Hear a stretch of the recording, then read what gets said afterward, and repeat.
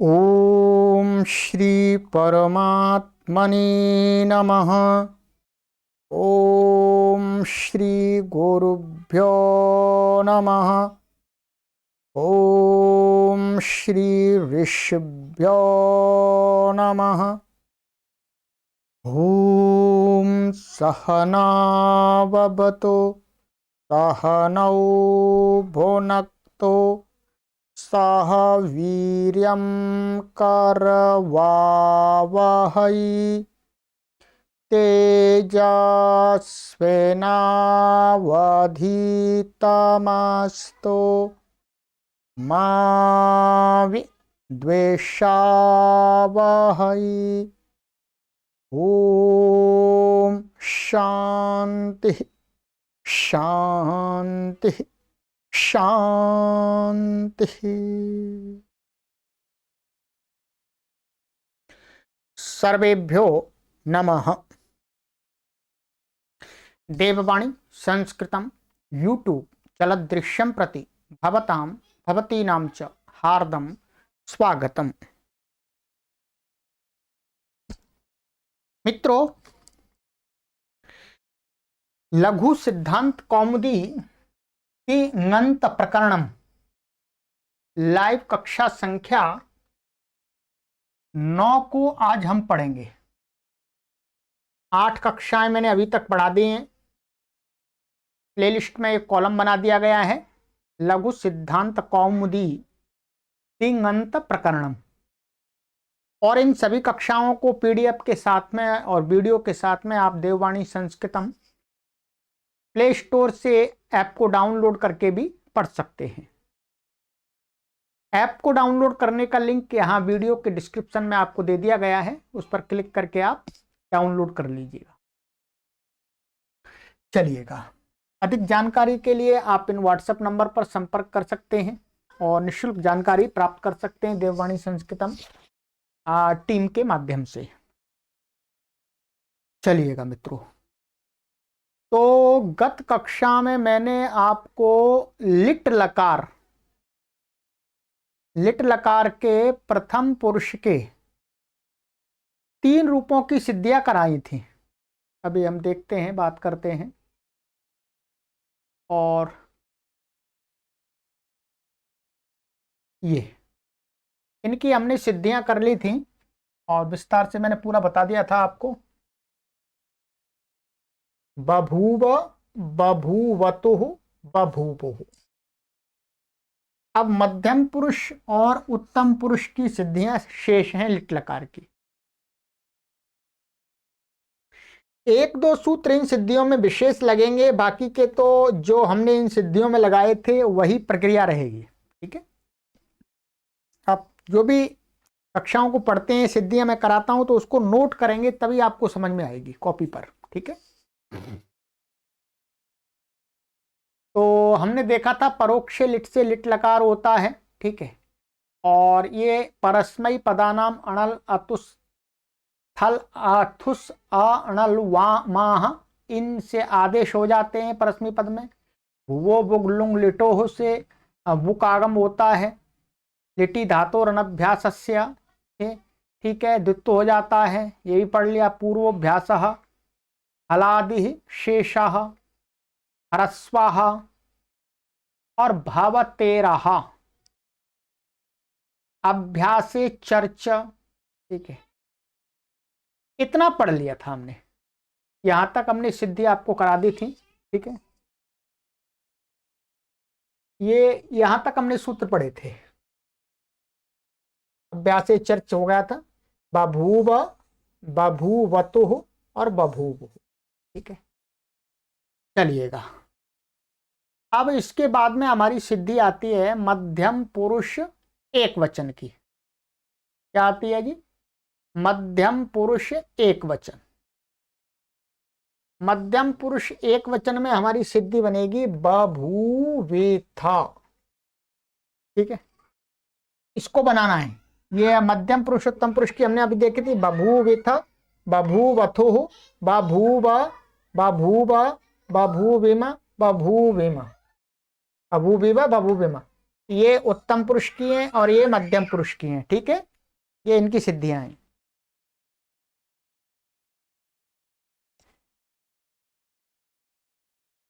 चलिएगा, तो अब हम जब सिद्धि करेंगे तो हम यहां तक इसको हम करके आएंगे, इस सूत्र की आवश्यकता होगी। अब इतने सूत्र तो हमने पढ़े थे।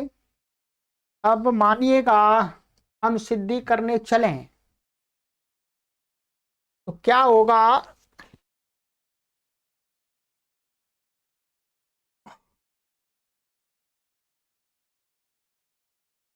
हमें बनाना है बभू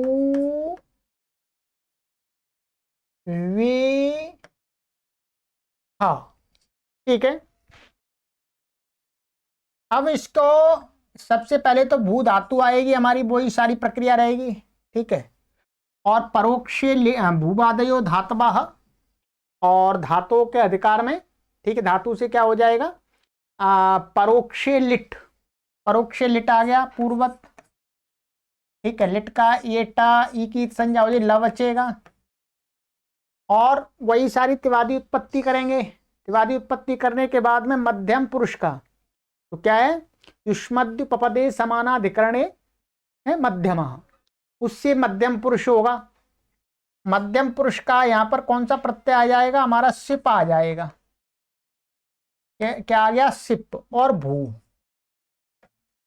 भू सिप हो गया।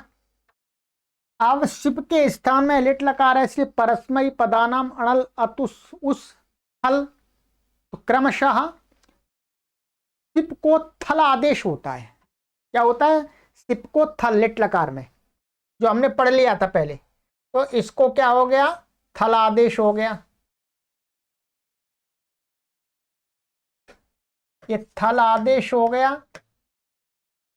और हलंत्यम तस्य लोपः आदर्शनम लोपा था बच गया। अब हमारा ये भू और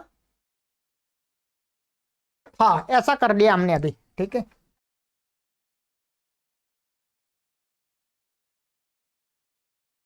अब यहां पर क्या करना है हमें, यहां पर ये जो है ये लिट लकार है, मैंने आपको सूत्र पहले पढ़ा दिया था, परंतु वहां उसकी विशेष आवश्यकता नहीं थी, और थी भी। अब ये है, ये जो ये सिप के स्थान में आया है, सिप के स्थान में आया है। सिप की क्या है, तिंग शित सार्वधातुकम, सार्वधातुक संज्ञा होती है हर जगह, परंतु उसका अपवाद है, माने तिंग शित सार्वधातुकम जो सूत्र है, सार्वधातुक संज्ञा का अपवाद सूत्र है, आगे हम पढ़ने जा रहे हैं। तो चलिएगा, आचार्य वरदराज महाराज जी कहते हैं कि लिट लकार में जो तिंग प्रत्यय होते हैं उनकी आर्ध धातुक संज्ञा, वो सार्वधातुक संज्ञा नहीं होती है। क्या होती है, तो यहां बता रहे हैं, सूत्र है हमारा लिट च, तीसरे अध्याय के चौथे पाद का 115वां सूत्र है। पदच्छेद है इसका, लिट लुप्त षष्ठ्यंतम, माने यहां पर लिट है, ये वस्तुतः क्या है, षष्ठी विभक्ति का है, तो षष्ठी विभक्ति का तो लिटह बनना चाहिए था। कैसा बनना चाहिए, ऐसा बनना चाहिए, षष्ठी में लिटह, परंतु यहां पर सूत्र में दिया है लिट, और अर्थ हमें चाहिए षष्ठी का।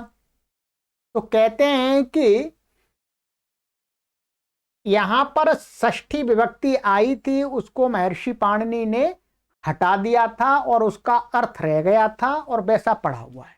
तो लिट का अर्थ है षष्ठी विभक्त्यंत पद, माने षष्ठी के अर्थ में लिट है, तो इसलिए कहा लुप्त षष्ठ्यंतम च अव्ययपदम, ठीक है।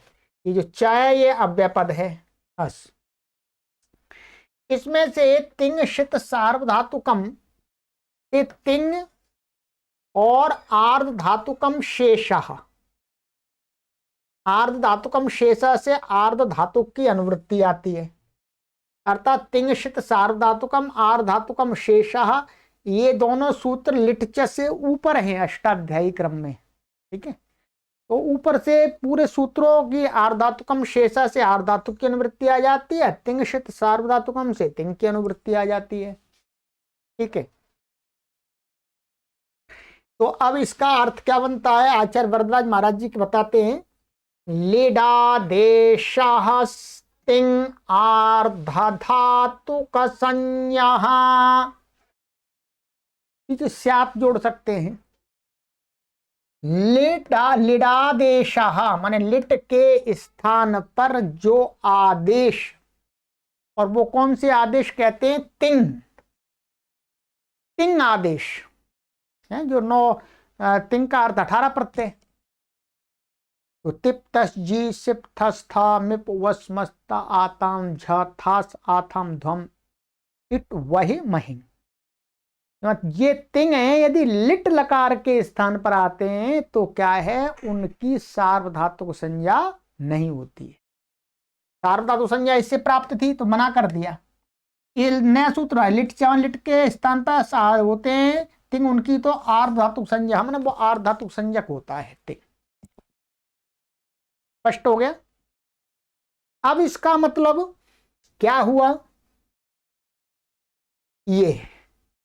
ये जो हमारी स्थिति थी यहां पर हमने बोर्ड पर देखा था, ये जो प्रत्यय ये कैसा हो गया, अब आर्धधातुक संज्ञक।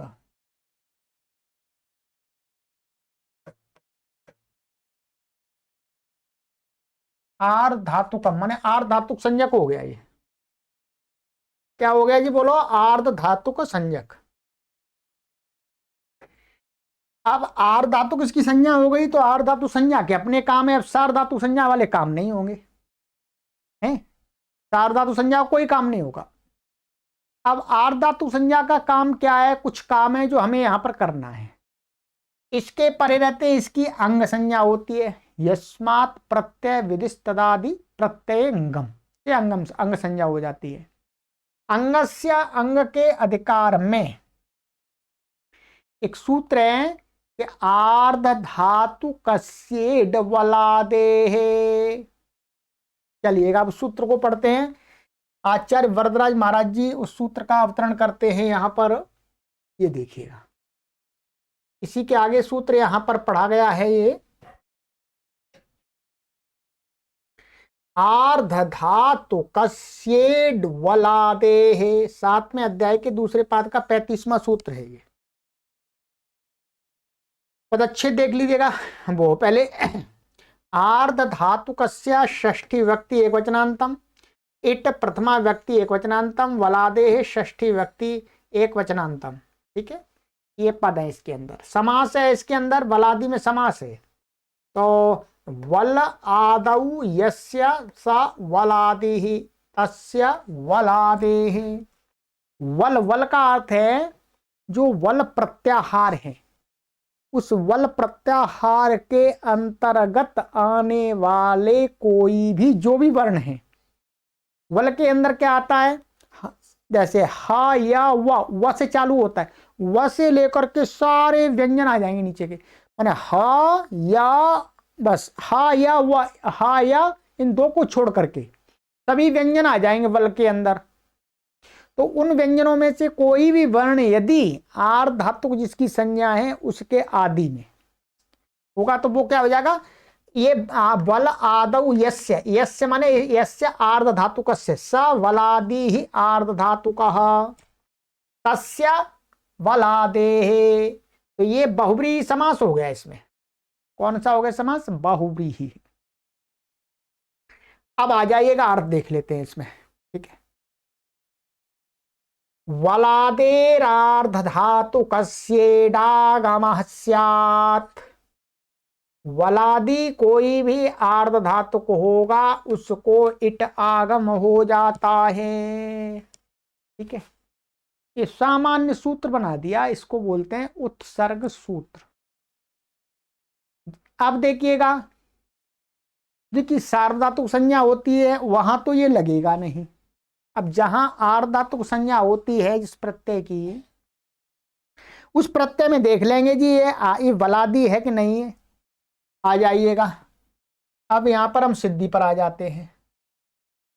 ये जो था प्रत्यय, जो प्रत्यय आदेश हुआ वो ही प्रत्यय माना जाएगा। ये था वल के अंतर्गत आ जाता है, तो वलादी आर्ध धातु को हो गया, ये हो गया। तो वलादी आर्ध धातु को हो गया ये। तो इस धातु से क्या है, इसके इसको आर्ध धातु को वो इटागम हो गया। इटागम इट का अच्छा टित है, इसके टकार की इत संज्ञा होती है, इसलिए आद्यंतऊ टकितऊ, माने टित आगम जिसको कहा गया उसके आदि में बैठता है और कित आगम उसके अंत में बैठता है। तो टित है तो यहां पर बैठ जाएगा, इसको कहा गया तो टित ये ईट आ जाएगा। हलंत्यम तस्य लोपा दर्शनम लोपा, ऐसा हो गया। अब ये क्या बन गया, भू ई और था, ऐसा बन गया, ठीक है। और मैंने आपको बताया था कि असंयोगाल लिटकित वो इंधि भवतिभ्याम च, ये सूत्र पढ़ाया था मैंने पिछली कक्षा में, बता दिया यार, लघु सिद्धांत में नहीं था। इंधि भवतिभ्याम च, भू धातु से उत्तर जो लिट होता है वो कैसा होता है, कित होता है। कित होने से इसको यहां इसको जो गुण प्राप्त था, चार धातु कार धातु का योग से गुण प्राप्त था, उसका किंगतीचे से निषेध हो गया। निषेध होने के बाद में अब क्या हो जाएगा, भुवो वुंग लुंग लिटो हो, वुक आगम हो जाएगा पूर्व के समान। अंत में वुक का क्या बचेगा, चलिए पूरा लिख देता हूं, भू और आदमी तो टकते से अंत में हो जाएगा वुक और ई और ये था, ठीक है। अब इत्संज्ञा हलंत्यम तस्य लोपा दर्शनम लोपा उपदेश जमुनासिक तस्य लोपा दर्शनम लोपा। अब हमारा क्या बचा बोलो, भू वा, ये वा इसका अंग है और ई और था, ठीक है। अब ये क्लियर हो गया हमारा। अब यहां पर अब लिट लकार तो लिटी धातु और अनभ्यास से द्वित्वादि कार्य कर लेंगे सारे। द्वित्वादि कार्य करके क्या हो जाएगा, इसको ये द्वित्व हो जाएगा एकाचुद प्रथम से, तो भू वा, बस इतना ही होगा, ठीक है। प्रथम एका समुदाय इतना ही है। पूर्वाभ्यासा अलादि ही शेष, तो क्या बचा हमारा भू, ये भू और फिर इसको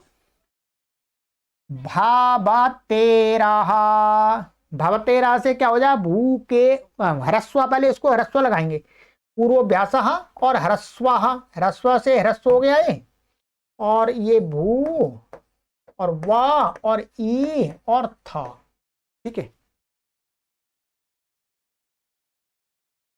ये था है, ठीक है। अब भवतेरा, भवतेरा हमने पढ़ लिया, तो भवतेरा से भू धातु का जो अभ्यास होता है उसको आकार आदेश हो जाता है, तो ये क्या बनेगा, भा और भू वा और इथ, ठीक है। अब यहां पर क्या हो जाएगा, अभ्यासे चर्च, अभ्यासे चर्च से क्या है, तीसरे चौथे को तीसरा हो जाता है, तो यहां भा को क्या हो जाएगा, बा हो जाएगा। अब हम इसको मिला देंगे, बा भू वी हा, ये बन गया हमारा बभू वी था।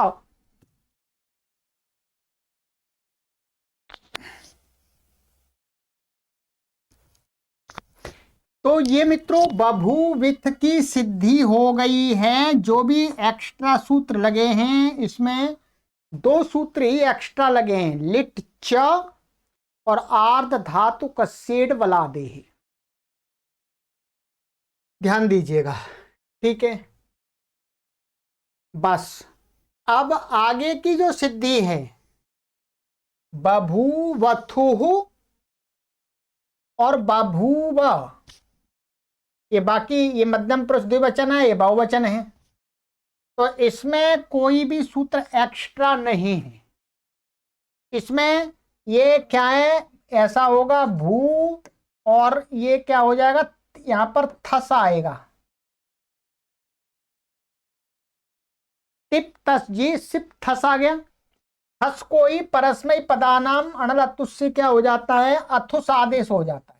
बस बाकी पूर्व वाले सारे सूत्र लग करके, और यहाँ जैसे बभू वतुह बनाया था वैसे ही बभू वथुह बन जाएगा। सुप्तिगंतम पदम और पदस्य सजुषो रुह और विरामो अवसानम खरवसानी और विसर्जनीय से इसको रुत विसर्ग होकर के बभू वथु। यहां पर क्या होगा, यहां पर तिप थस था आदेश, था प्रत्यय होता है तिप, था को आदेश हो जाता है, परस्मई पदानाम अणल अतुस से क्या हो जाता है, आदेश हो जाता है, इसको आदेश हो जाएगा। ठीक है, आदेश हो जाएगा और सारी प्रक्रिया वैसी की वैसी रहेगी। बुक आदि तो बभूव बन जाएगा। इसमें भी कोई नया नहीं है। इसमें भी देखिए ध्यान दीजिए, यहां ईट आगम प्राप्त नहीं होगा। ईट आगम कहां पर प्राप्त होता है, जहां बलादी प्रत्यय है। ये तो यहां पर ये तो आजादी हो गया, और यहां पर भी अथुस था, अथुस आदेश हो गया था, अथुस भी आजादी हो गया। ठीक है, तो यहां पर तो बलादी आर्ध धातु का सिर बलादे लगाने की आवश्यकता नहीं है, आवश्यकता नहीं है। हाँ, हिंदी भवतिभ्याम च से कित बात हो जाएगा, कोई परेशानी नहीं है। ठीक है, गुण का निषेध हो जाएगा। और ये है बभूव, यह उत्तम पुरुष एक वचन का। तो इसमें आपको क्या करना है, यहां पर ये भू आएगा और ये मिप आ जाएगा, मिप। ठीक है, मिप हो गया ये, और मिप को परस्मय पदानाम अणल से क्या हो जाएगा, अणल आदेश हो जाएगा। क्या हो जाएगा, अणल। ये इत संज्ञा होकर के अब बचेगा इसका भी, और बिल्कुल यही जैसे समान बनते हैं। इस भू धातु का प्रथम पुरुष एक वचन में, मध्यम पुरुष बहुवचन में, उत्तम पुरुष एक वचन में समान रूप बनता है। ठीक है, तो सारे सूत्र वही लगेंगे यहां पर, जैसे मैंने प्रथम पुरुष की सिद्धि बनाई थी वैसे ही लगेंगे, केवल यहां पर अणल आदेश हो गए। ठीक है, परस्मय पदानाम अणल अतुस, तो अणल वहां पर भी होता है, यहां पर भी होता है।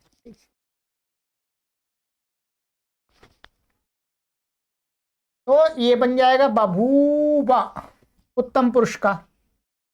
अब आता है बभूवीवा बभूवेम। यहां पर क्या है, यहां पर ये सूत्र लग जाएगा। क्यों, यहां पर क्या स्थिति होगी आपकी, भू और ये क्या आ जाएगा, वस आएगा,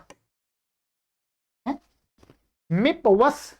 वस को परस्मय पदानाम अणल से क्या हो जाता है, वह आदेश हो जाता है। क्या हो जाता है, वह। अब ये लिट से आर धातु संज्ञक है ही पहले से, तो ये वलादी है। वलादी होने से यहां पर क्या हो जाएगा, इट आगम हो जाएगा इसको। बस बाकी के सारे कार्य करके, ऐसे बभू विथ बनाया तो ये बभू वीवा, और ऐसे ही ये है मस का, मस को मा आदेश हो जाता है। परस्मय पदानाम अणल अतुस आदि सूत्र से क्या हो जाएगा, मस को मा आदेश हो जाएगा। तो मां आदेश हो जाएगा, तो ये आपको बभू वे मां ये बन जाएगा। अब आपकी ये लिट लकार की जो सिद्धियां थी वो कंप्लीट करा दी हैं। ठीक है, लिट लकार के हमारे देखिए पूरा आ गया है लिट लकार का। ये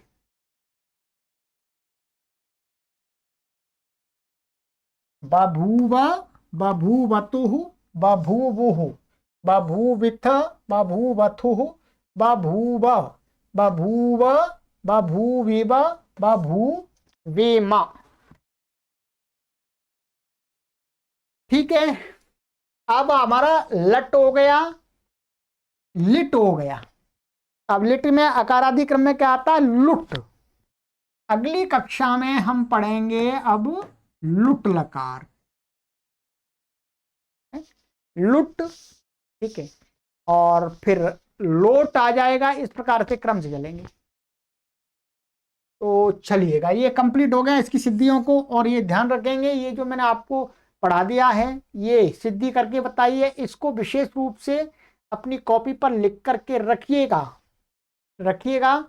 कुछ सूत्र हटाने पड़ते हैं, कुछ थोड़े से कुछ नए लगाने पड़ते हैं, बाकी के यही सूत्र त्रिवाद्य उत्पत्ति में हमें लगाने होंगे। ठीक है, को पक्का कर लीजिएगा, बार बार देख देख करके, पढ़ पढ़ करके। ठीक है, कोई कठिनाई नहीं होगी आपको पूरे तिङंत प्रकरण को पढ़ने के लिए।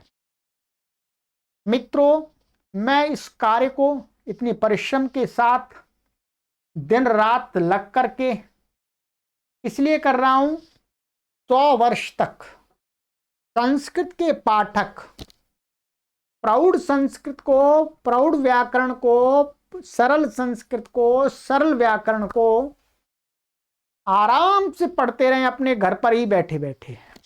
हमारे अध्यापक वर्ग भी इन कक्षाओं का लाभ लेते रहें,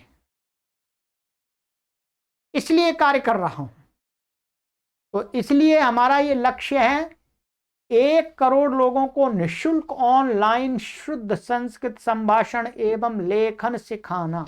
निःशुल्क, आपसे कोई शुल्क नहीं लिया जाता मित्र। सहयोग आपका चाहिए।